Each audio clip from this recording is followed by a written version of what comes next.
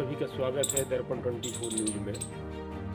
आज हम जो विषय पर चर्चा करना जा रहे हैं वो विषय बहुत ही महत्वपूर्ण है, क्योंकि आज की जो वह पीढ़ी है वो पढ़ने लिखने की बजाय, नौकरी ढूंढने की बजाय या फिर उद्योग चालू करने की बजाय सिर्फ जातिवाद की राजनीति में पड़ी हुई है।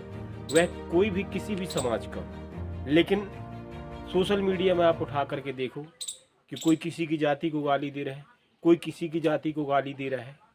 यह सब एक समझ जाइए कि एक साजिश के तहत हो रहा है, क्योंकि वह किसी भी समाज का हो, अगर वह किसी जाति को या किसी को गलत बोल रहा है वह भारत देश में गैर कानूनी है। किसी भी समाज का हो, किसी भी जाति का हो, लेकिन अगर किसी के लिए आप अपशब्द का प्रयोग कर रहे हैं वह गैर कानूनी है, अपराध की धारा में आता है, जिसके तहत आपको जेल हो सकती है।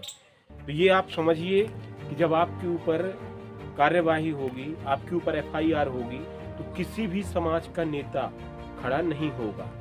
आंदोलन कर लेगा, कुछ भी कर लेगा, पैसा आपको लगाना पड़ेगा, परेशान आपको होना पड़ेगा और परेशान आपके घर वाले होंगे। इसीलिए भारत देश के सभी युवाओं से हमारा अनुरोध है कि कृपया करके आगे अपनी जॉब के लिए या कुछ अच्छे अगर कंटेंट डालना भी है फेसबुक सोशल मीडिया में, तो ऐसे कंटेंट डालिए, ऐसी चीज़ें डालिए जिससे लोगों का भला हो, है ना। ये झूठी पॉपुलैरिटी पाने के लिए किसी समाज को, किसी जाति को गाली देकर के आगे बढ़ना कोई वीरता नहीं है। अगर ऐसे ही होता तो हमारा देश आज़ाद नहीं होता। हमारे जो वीर सेनानी थे, स्वतंत्रता सेनानी थे, उन्होंने किस तरह से आज़ादी हासिल की है, शायद उसकी आप कल्पना भी नहीं कर सकते। उनके नाम पर, उनका नाम लेकर के आप लड़ जरूर रहे हैं, लेकिन आप कल्पना नहीं कर सकते कैसे वो सीने पर गोली खा करके आज हमको आज़ादी दी है और स्वतंत्रता दी है, जो आज हम बोल पा रहे हैं। लेकिन हम अपने सारे कार्य किनारे करके एक दूसरे से लड़ाई लड़ने में लगे हुए हैं। सोशल मीडिया का सिर्फ यही उपयोग कर रहे हैं पूरी तरह से।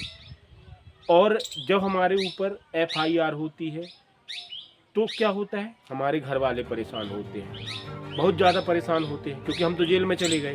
परेशान कौन हो रहा है? घर वाले। वो कहाँ से कैसी व्यवस्था करके आपको छुड़वाने की कोशिश करते हैं, इस चीज़ का आप कल्पना भी नहीं कर सकते।